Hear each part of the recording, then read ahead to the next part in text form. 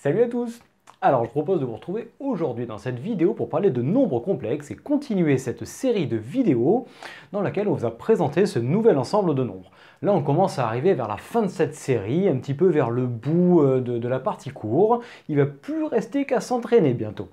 Donc là aujourd'hui nous allons parler de formes trigonométriques et formes exponentielles d'un nombre complexe.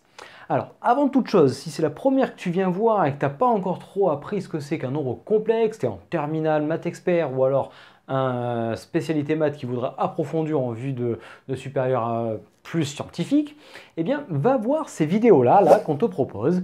On te les met toutes en description. Tu auras donc définition d'un nombre complexe, calcul de base, complexe conjugué, puis la fixe d'un nombre complexe et surtout, avant de venir commencer ça, très important d'aller voir la partie module et argument d'un nombre complexe. Donc va bien voir ces vidéos-là si tu ne maîtrises pas ces thèmes. Bon, maintenant on va les présenter de suite et voir ce que c'est. Nous parlons ici de formes trigonométriques et exponentielles. Donc ça veut dire qu'il existe une autre forme quand même à la base d'un nombre complexe. Et donc au tout début, lorsqu'on te définit l'ensemble des nombres complexes, les nombres notés z qui s'écrivent sous la forme a plus ib, eh bien cette forme-là on l'appelle la forme algébrique. Cette forme-là en fait, elle ressemble un petit peu à lorsqu'on va dans le plan complexe muni d'un repère OUV, avec l'axe des réels ici et l'axe des imaginaires, sachant que la partie réelle c'est A et que la partie imaginaire c'est B, eh bien en fait, lorsqu'on a un point dans un plan, là on fait un peu référence à des coordonnées réelles. Un petit peu comme si j'avais le point M de coordonnées AB, où A était l'abscisse et B était l'ordonnée. Bien en fait, en maths et en physique plus tard, tu verras qu'il existe d'autres types de coordonnées. Les coordonnées dites cartésiennes ne sont pas toujours les plus pratiques. Il existe les coordonnées sphériques, polaires, cylindro-polaires et ainsi de suite. Là, en fait, on va aller plutôt vers un nouveau type de coordonnées, sans leur donner le nom, mais en gros, si tu as un peu de curiosité, ce sont les coordonnées polaires. Donc, plutôt que de repérer un point à partir de son abscisse et de son ordonnée, ou dans le plan complexe à partir de sa partie réelle et de sa partie imaginaire, eh bien là, on va plutôt aller repérer le point à partir de sa distance à l'origine et de l'angle qui est formé avec l'axe référent horizontal des abscisses, ou ici, axe des réels. Et là, si tu commences à voir et que tu connais bien ton cours là-dessus, la distance de O à M, ça s'appelle le module du nombre complexe, évidemment, que l'on note module de z équivaut racine de a carré plus b carré. Et l'angle entre U et OM s'appelle l'argument de ce même nombre complexe. Et l'argument qui était défini à partir de son cosinus et de son sinus, c'est-à-dire que le cosinus de θ vaut la partie réelle sur le module et le sinus de θ vaut la partie imaginaire sur le module. Donc pour arriver à repérer un point dans le plan, eh bien dans le plan complexe, on a soit la forme algébrique avec la fixe qui nous donne partie réelle, partie imaginaire et le placement parfaitement identifié de ce point, mais encore avec le module et l'argument, on peut également fixer le positionnement de ce point dans le plan. Eh bien en fait, ça va être tout l'objet qui va nous mener vers la forme trigonométrique puis exponentielle. Alors regardons.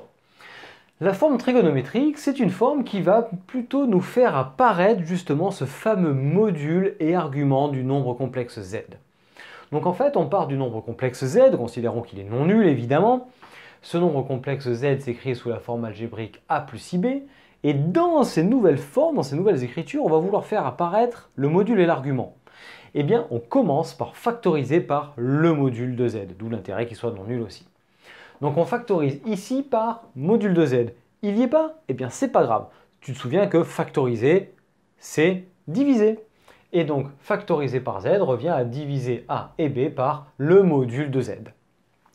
On se retrouve donc avec module de z, facteur de a sur module de z, plus i, b sur module de z. On regarde un petit coup ici, hop, bah tu as vu qu'on a fait apparaître le cosinus et le sinus en fait. Donc on a fait apparaître module de z, facteur de cosinus de l'argument, qu'on a noté θ ici, plus i, sinus de θ. Et en fait, cette forme ici obtenue après une simple factorisation par le module s'appelle la forme trigonométrique d'un nombre complexe. Donc en fait, pour obtenir une forme trigonométrique, qu'est-ce que tu dois faire? Tu calcules le module et tu factorises par ce module, ça va te faire apparaître les cosinus et sinus, ou encore tu détermines l'argument comme ça, et après tu écris ta forme trigo ici.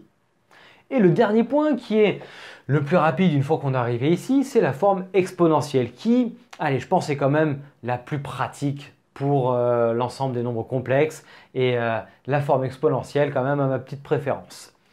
Donc on pose, puisque ça se démontre évidemment, quel que soit le nombre réel θ, cosinus θ plus i sinus θ égale exponentielle iθ, la fonction exponentielle que tu as vue en première. Eh bien, si cos θ plus i sin θ, ça fait exponentielle iθ, ben la forme exponentielle tombe de suite et on a z est égal à module de z exponentielle iθ. Donc en fait, tu pourras voir par exemple que si le module de z c'est 1, on se retrouve avec du coup z égale exponentielle iθ et tous les nombres de module 1 sont tous les nombres qui sont à une distance 1 de l'origine, donc du point O ici. Ça s'appelle le cercle trigo. Et bien dans le plan complexe, en fait, le cercle trigonométrique a pour équation exponentielle iθ, tout simplement. Alors regarde deux petits exemples et après on fait des exemples un peu plus recherchés. Alors les nombres i et moins 1 que l'on place ici et ici dans le plan complexe. Tu peux voir que le nombre i est ici et sa distance à l'origine est évidemment 1. Donc le module de i c'est 1 et l'angle qui est formé entre u et ce vecteur, ben, c'est pi sur 2. Donc on peut écrire que i c'est 1 fois exponentielle pi sur 2 ou encore exponentielle pi sur 2. Le dernier nombre, moins 1, ici. Moins 1, et bien évidemment sa distance entre moins 1 et l'origine, bah, c'est 1. Donc on aura encore 1 fois exponentielle de quelque chose. Et l'angle entre u et ce vecteur-là, bien c'est pi. Et dans ce cas-là, on peut donc écrire moins 1 égale exponentielle pi. A priori, résultat un peu surprenant puisque tu te retrouves avec un exponentiel qui est négatif et on t'avait dit qu'en première, l'exponentiel était strictement positif. Ça c'est vrai dans R évidemment, dans C, tout change. Bon, bah maintenant on va le mettre en application sur deux exemples qu'on avait fait déjà dans la vidéo précédente sur le module et argument où là en fait on va venir écrire la forme trigo exponentielle de ces nombres présentés dans une autre vidéo. Et donc voilà l'exemple que je te propose qui sont les nombres complexes z1 est égal à moins 1 moins i et z2 est égal à 1 plus i racine de 3. Donc pour déterminer la forme trigonométrique puis exponentielle d'un nombre complexe, on a besoin du module et d'un argument. Donc on a vu que le module se calcule en faisant racine carrée de a carré plus b carré, c'est-à-dire moins 1 au carré plus moins 1 au carré est égal à racine de 2. Donc ensuite, on a vu tout à l'heure que pour faire apparaître la forme trigonométrique, on pouvait factoriser par le module obtenu ici. Donc, on a z1, on reprend son écriture, qui est égal à moins 1 moins i. Donc on l'écrit, moins 1 moins i, et on met en facteur ce racine de 2. Ce qui fait racine de 2, facteur de moins 1 sur racine de 2, moins 1 sur racine de 2, i. Et là, le réflexe à avoir quand on a des nombres comme ça, si tu te souviens de ta trigo de première, on multiplie par racine de 2 en haut et en bas et on obtient racine de 2 sur 2. Ce qui donne donc racine de 2, facteur de moins racine de 2 sur 2, moins racine de 2 sur 2, i. Et donc, on a vu tout à l'heure dans le cours que ça correspondait à cos de θ et que ça correspondait à sinus de θ. Un peu comme quand on cherche à déterminer en fait l'argument. Là, c'est la même chose. Quel est l'angle θ qui me donne un cos égal à moins racine de 2 sur 2 et un sin égal à moins racine de 2 sur 2? Eh bien, c'est moins 3pi sur 4.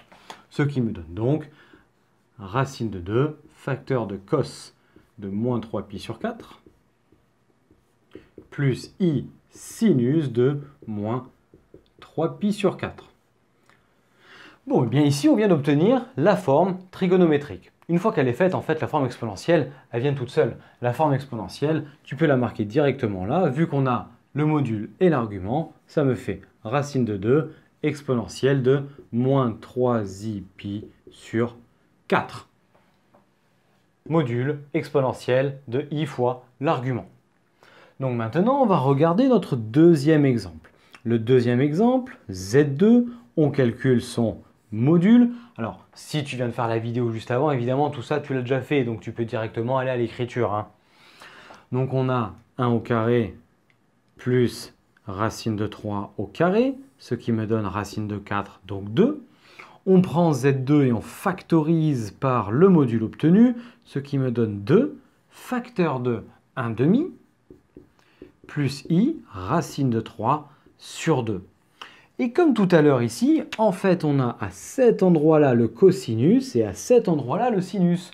Le cosinus vaut 1 demi, le sinus vaut racine de 3 sur 2. Et bien ça, c'est pour pi sur 3, ce qui donne 2 facteur de cos pi sur 3 plus i sinus de pi sur 3. Ou encore, pour aller vers la forme exponentielle, eh bien 2 exponentielle de i pi sur 3. Donc là, on vient de voir au travers de ces deux exemples, avec l'outil module et argument, comment déterminer une forme trigonométrique d'une part, puis exponentielle d'autre part. Je te remercie d'avoir suivi cette vidéo jusqu'au bout et j'espère qu'elle va t'aider et qu'elle t'a plu. Si tel est le cas, n'hésite pas à lâcher le petit pouce bleu vers le haut, à en parler auprès de tes amis et à venir la commenter.